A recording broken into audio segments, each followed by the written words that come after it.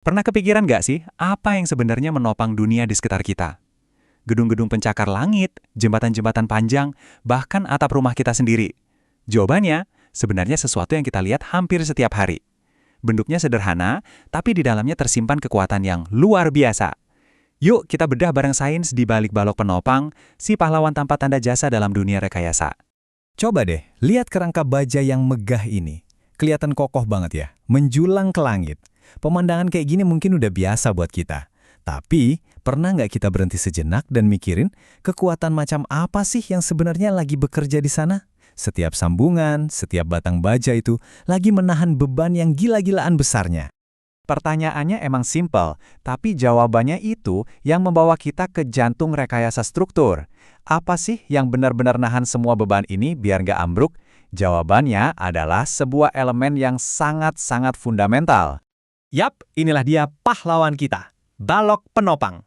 Mungkin kelihatannya biasa aja ya, tapi di dalam benda ini tersimpan rahasia kekuatan yang bikin kita bisa membangun struktur-struktur yang luar biasa. Jadi, pada dasarnya, balok itu elemen struktural yang tugas utamanya adalah menopang beban, kayak atap dan lantai, terus menyalurkan beban itu dengan aman sampai ke fondasi. Tanpa balok, bangunan modern yang kita kenal sekarang ini nggak akan pernah ada. Tapi, gimana cara kerjanya? Nah, disinilah semuanya jadi menarik banget. Oke, sekarang kita coba lihat lebih dalam. Ya, di dalam setiap balok yang kelihatannya diam dan tenang, sebenarnya lagi terjadi sebuah perang. Sebuah pertempuran epik antara berbagai gaya yang nggak bisa kita lihat dengan mata telanjang. Coba bayangin balok sederhana kayak gini. Satu ujungnya ditahan, terus ujung satunya lagi kita kasih beban. Nah, pas beban itu neken ke bawah, pertempuran gaya di dalam balok pun dimulai. Ini bukan lagi sekedar benda padat yang diam, tapi ini adalah medan perang yang sangat dinamis. Terus apa yang terjadi di dalamnya? Ada dua gaya utama yang saling berlawanan. Ada tegangan tarik dan tegangan tekan. Coba deh perhatiin, di bagian atas balok, materialnya itu kayak ditarik, direnggangin. Nah, ini namanya tegangan tarik. Sementara itu, di bagian bawah, materialnya malah ditekan, dipadatkan. Ini yang namanya tegangan tekan. Kutipan dari sumber aslinya ini ngasih kita kunci buat ngebayangin medan perang di dalam balok.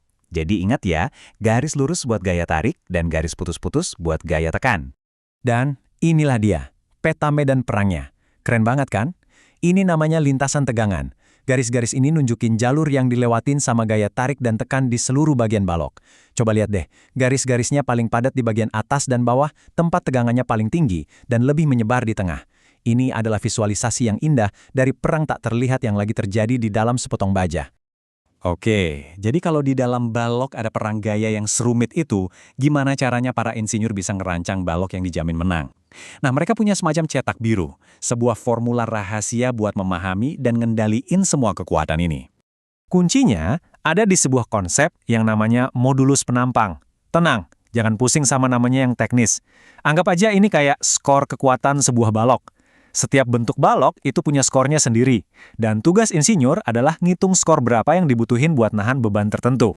Logikanya, kalau disederhanain tuh begini, bayangin kamu perlu tahu seberapa tebal perisai yang kamu butuhin. Gampang kan?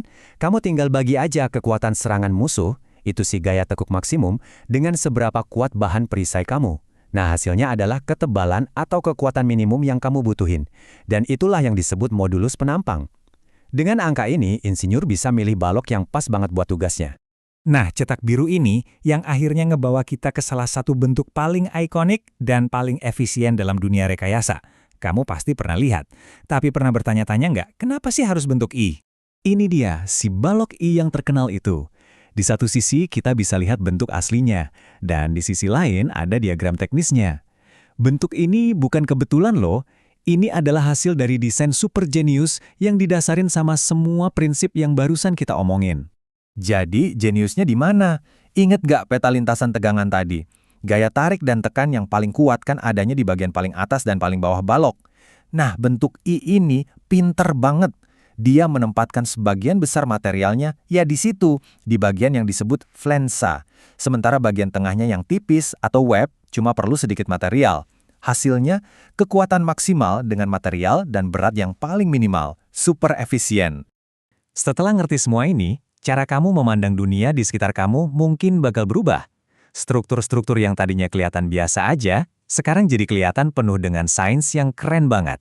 Jadi, poin pentingnya begini, seluruh proses desain rekayasa ini bisa diringkas jadi 3 langkah logis.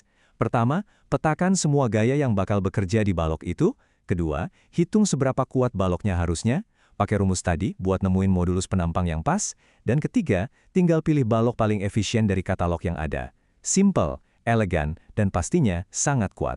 Makanya, lain kali kamu lihat balok kayak gini, jangan cuma lihat sebagai sepotong baja yang diam.